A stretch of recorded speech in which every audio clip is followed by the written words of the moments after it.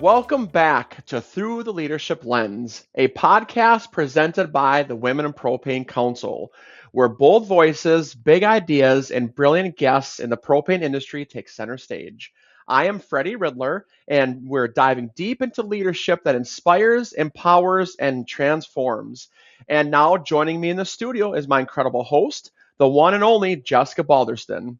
Thanks, Freddie. Today, we're excited to welcome Ed Varney, a seasoned leadership and sales executive with more than 30 years of experience in the industry. Ed is the CEO of Topline Management, where he helps organizations grow strong leaders, build effective sales teams, and drive into meaningful results. He brings a practical, people-first approach to leadership shaped by decades of real-world experience. Welcome, Ed, and thanks for joining us on the podcast. Well, thank you. Ed, we always start off the podcast with one question, and we like this one because everybody's answer is a little bit different. So the question is, what does leadership mean to you, and how has it changed over the years? Well, that's an excellent question. And thank you for that introduction. That's something my father would appreciate and my mother would actually believe. So it was nice. No, I think leadership to me is, it's not that complicated. It's really, leadership is helping people become successful, whatever they may be, whether it's in your family, whether it's your work, wherever. Leadership is recognizing what needs to be done and doing the right things and being a good listener. Also, you have actions and you engage with your team. You want people to follow you. I love how simplistic you make it. It's just helping people become successful. I feel like that is the best summarized version of leadership that I've ever heard. Well, I appreciate that. And the whole thing, it really is, we live in a world that is so much information. And one of the challenges we have is, information everywhere, instant gratification, but we don't scale back to what really works. And I think the biggest thing is the personal attention you give as a leader. Yeah, and one of the comments you made was helping people become successful. Some people look at that as mentorship, right? Leadership, mentorship, they kind of go hand in hand. I have to plug through the Women of Propane's mentorship program, Knowledge Exchange. Go check it out, womenofpropane.org. But mentorship is a big thing when it comes to building leaders in not just the industry, but in general. So I'm going to ask you a question about mentorship in just a second, but Jess and I like to throw in some fun questions in between all the other questions just to have some fun with this. So my fun question real quick is this.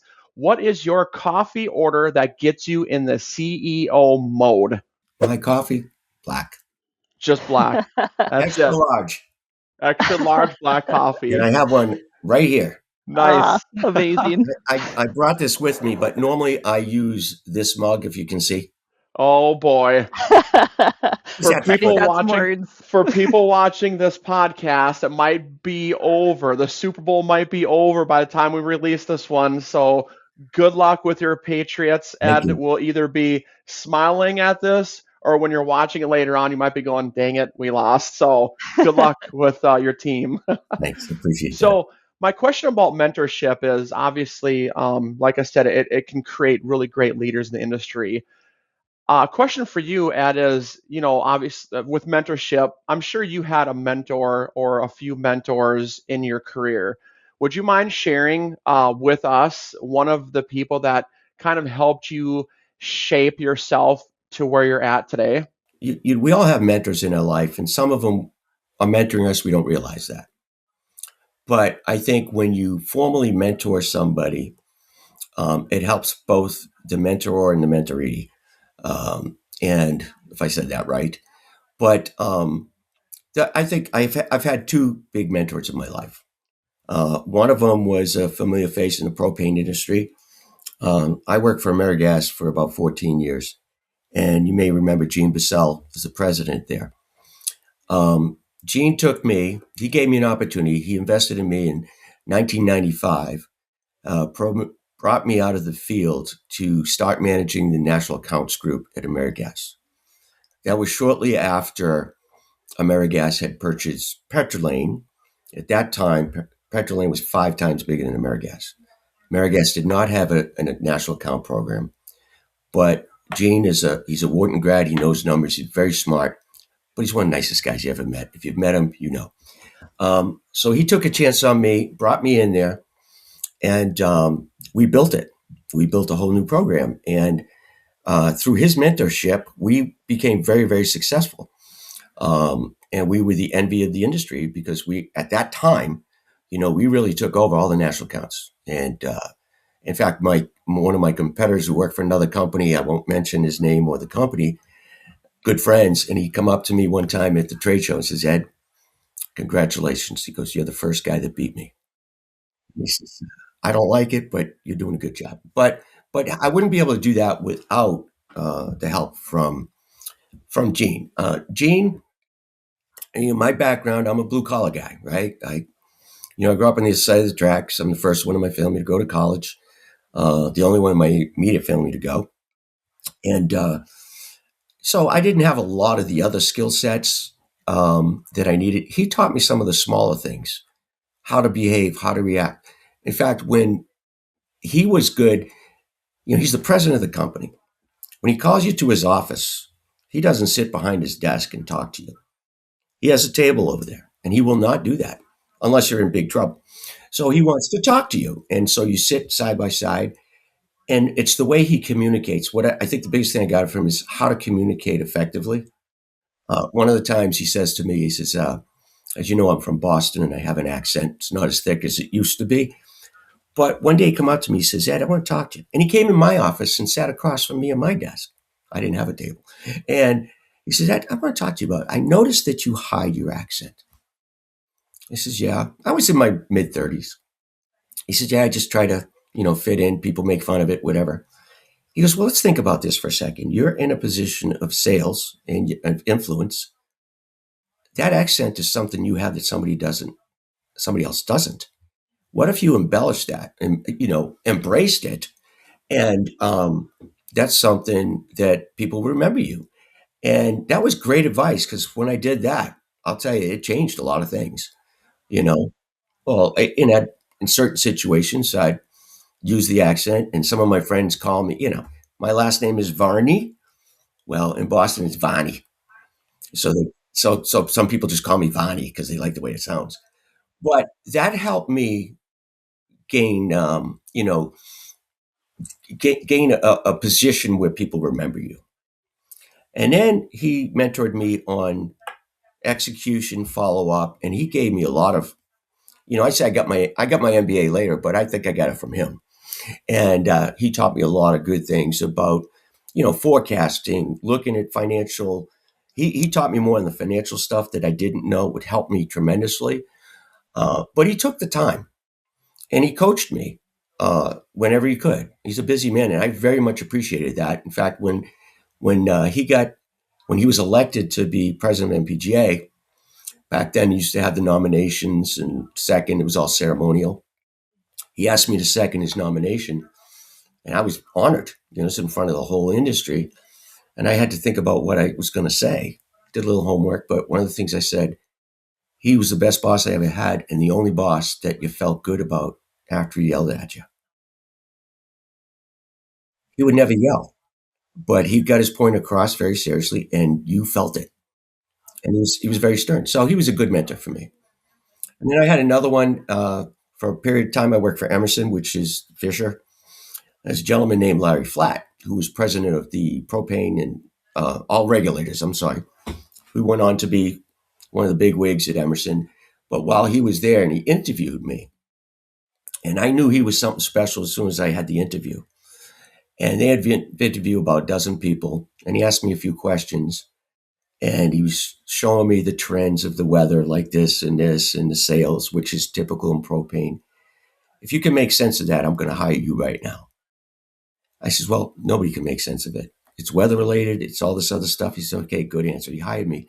But I finished my MBA while I was there. So one of the things he did, I had started it when I was in Philadelphia.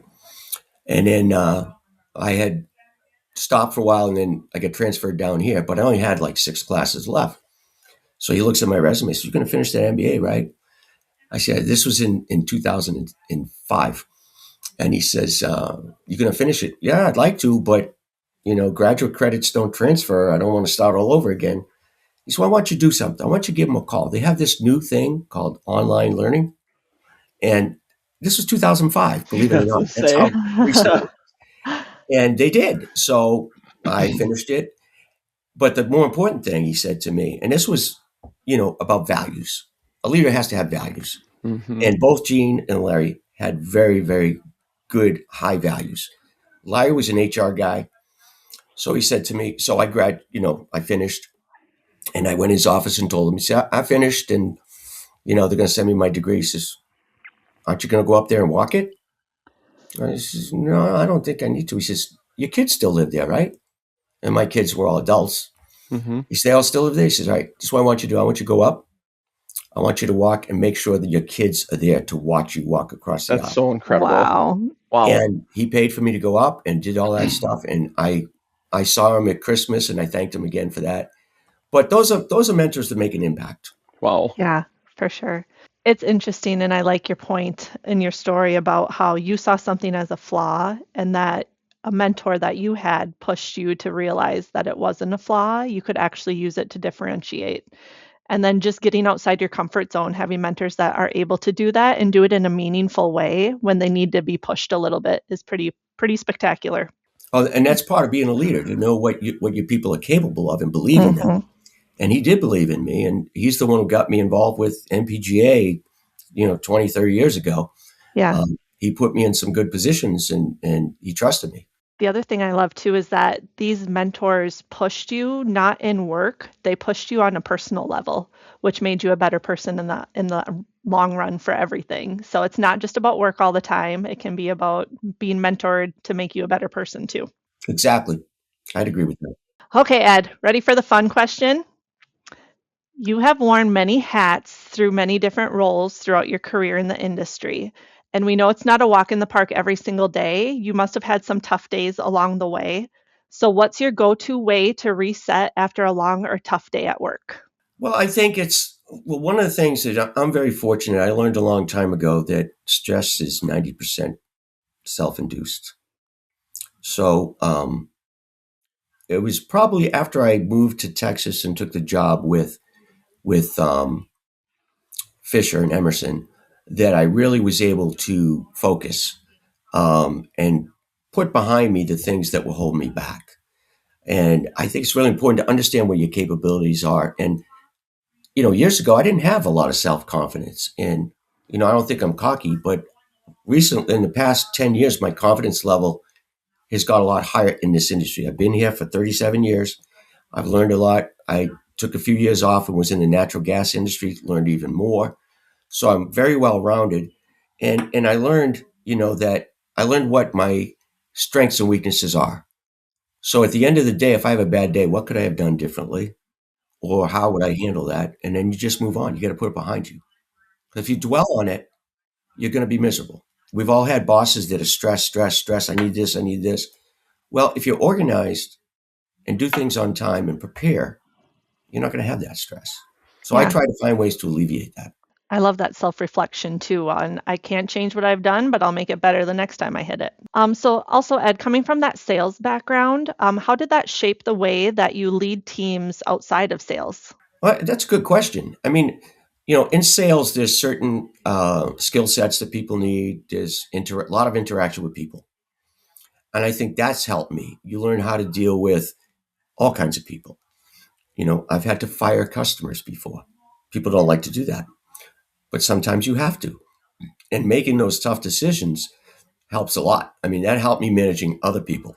You know, I've managed people that weren't in sales as well, and it's all about giving them the opportunity and being clear on what the directive is for them. Everybody needs to understand their job. I work for another company I was talking to recently. There was a person in there who wasn't very happy with what they were doing. So I said, well, you need to talk to your boss. I mean, what are your expectations? If you're not on the same page, there's going to be conflict, but you got to address it. And the key is not to let it fester. Address it when you can. I think that's a big thing. And managing people is the hardest part of the job. The business stuff is a piece of cake. Numbers are numbers, okay? And you see that in different companies. You see companies that are very successful financially, but their employees are miserable, right? My son works for Bank of America.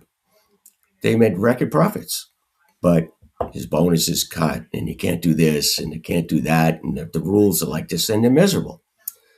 And then you've got other people that are just the opposite. You got people that you have to feel. Everybody has to feel like they have a purpose in an organization. Everybody has a role, and I think a true leader will show that every role is important.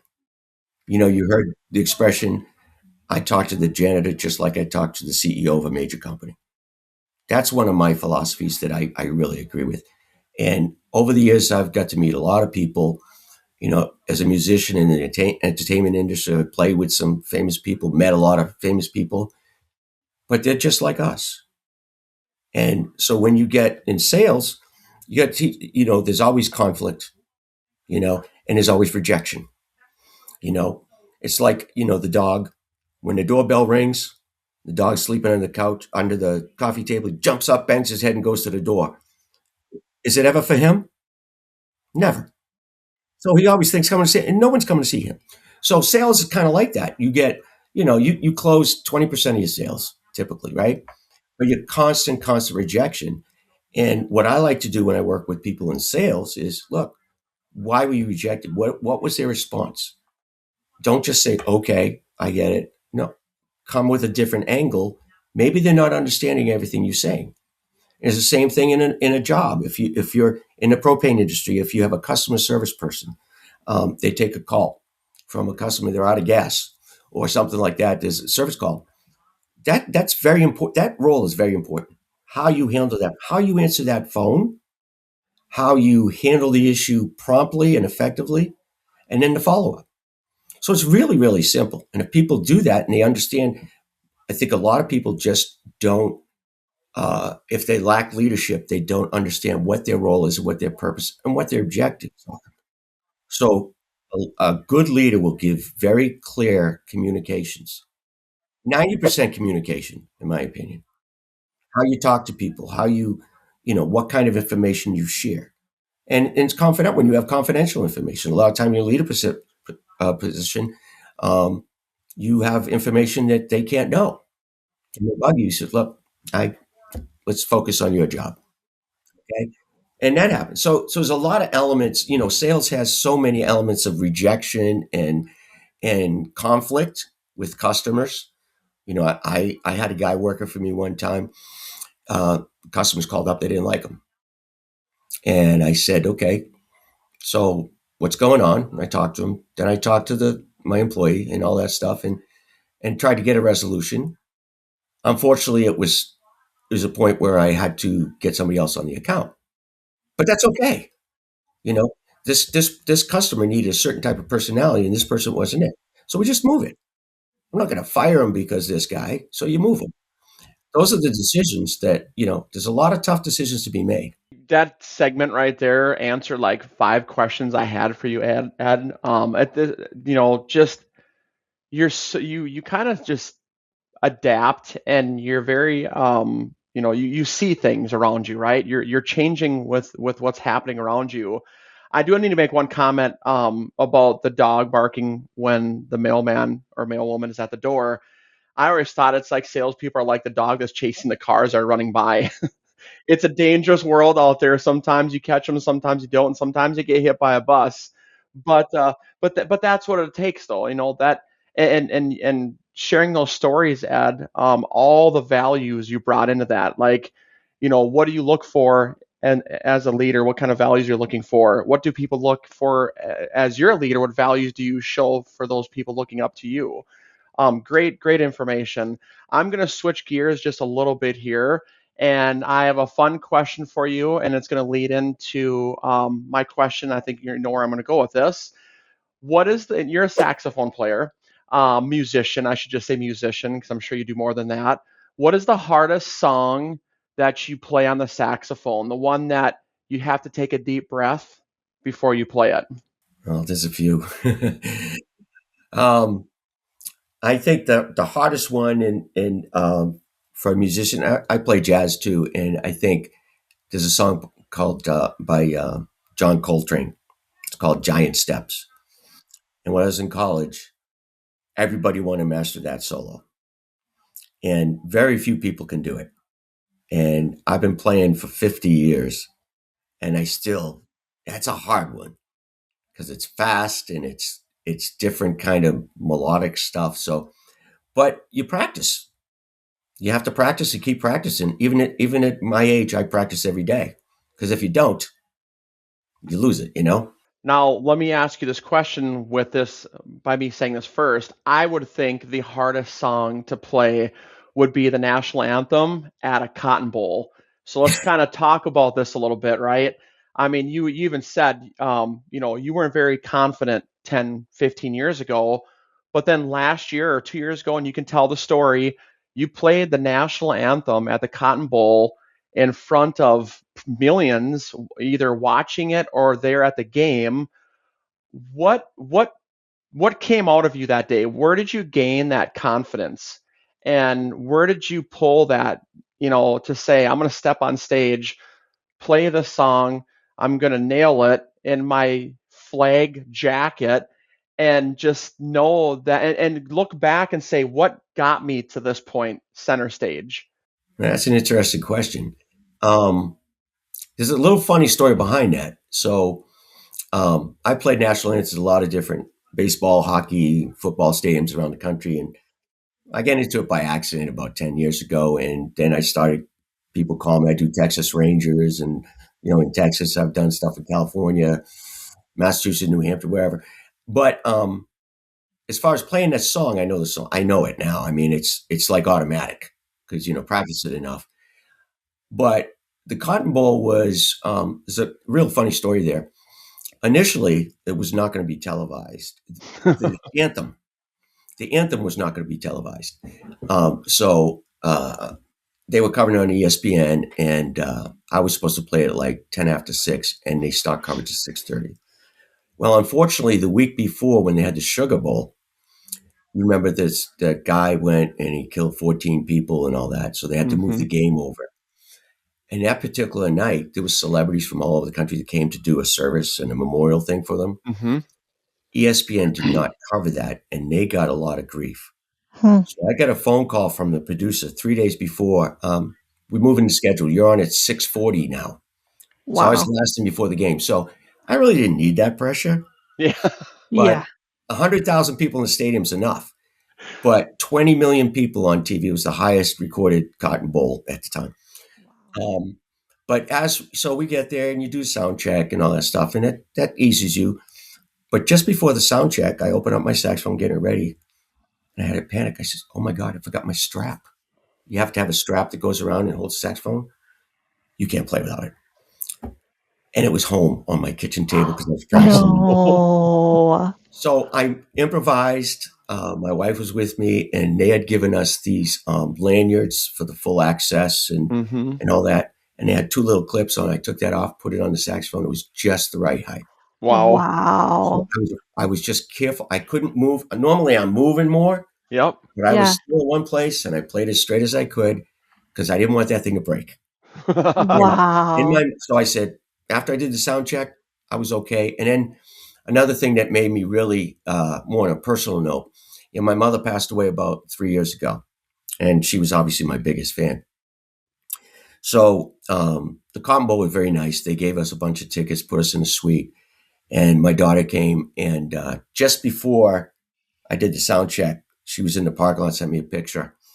She has my mother's boots on. Mm. My mother had these cowboy boots, Texas cowboy boots. And she says, "Nana's with you, Dad." Oh, cheapers. And I got a Oh. lump in my throat, and then I couldn't screw it up. And I did it. So I think she was with me. And the other thing is, in this world, if I screw it up, I'm going to be, all over the internet. And it was like, but I did it, and I was all over the internet. My son called me next day, "Dad, you gotta go on the internet. You're blowing up." So what do you mean blowing up? And I go, and there's like 18 pages of different information. Some of it was funny. I mean, ESPN did a nice little thing. A lot of the MSN and all that. And It was fun. I enjoyed it. It was a great experience. But, I think the best thing comes after that. Mm-hmm. Someone says, why didn't you go do it this year? You know what? I did it. I enjoyed it. And it made me a better person. I got through that. I mean, that was an accomplishment. So in my head, when I'm thinking, if I'm struggling with something, hey, you just played in front of 20 million people. You got to do Mm-hmm. this. Yeah. Mm-hmm.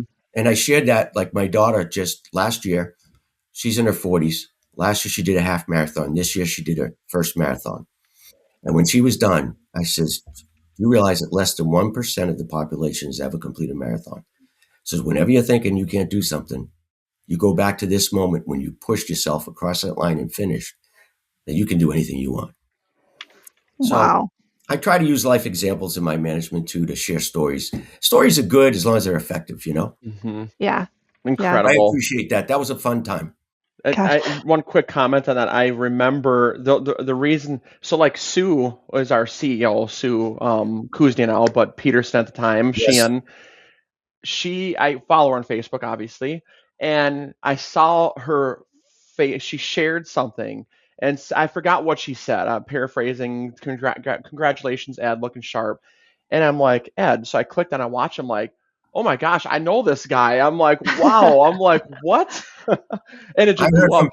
It blew up. My Facebook feed was full of you for like weeks. It was incredible, Ed. Sorry about that, but it was also like I heard from friends. So I had my phone in my back pocket and I had it on vibrate. As soon as I started playing the last note, it started vibrating and then it wouldn't stop. And it Wow. actually started, it got so hot I had to shut it off. I had 800 texts. Oh Oh my my goodness. I had gosh. 80,000 people hit me on Facebook and it was Wow. Yikes. fun. But Yeah. I heard from people I hadn't heard from in 30 years. It was interesting. Do Wow. you remember me? I feel like that story, Ed, though, it just encompasses, like, it's amazing everything that you've been through for it, but it encompasses so much leadership skills that are ingrained into you, from the fact of needing to pivot when something goes wrong, to thinking outside the box to make quick decisions to make sure it works, to not freezing up and walking away when something gets hard. I feel like just that story has so much leadership capabilities inside of it. Well, I appreciate that. And the thing is with, one more thing I'd like to share was, when you're an executive, a leader, you have to make some tough decisions. And, going through the MBA and, I got a master's in international business. And when I did that, I learned a lot about how to make those decisions. That's why it was important. So I get a lot out of it. And you're not always going to have all the information. Sometimes you're going to make a decision without all the information, whether it's a direction you're going to go with the company, what's an employee issue, this or that.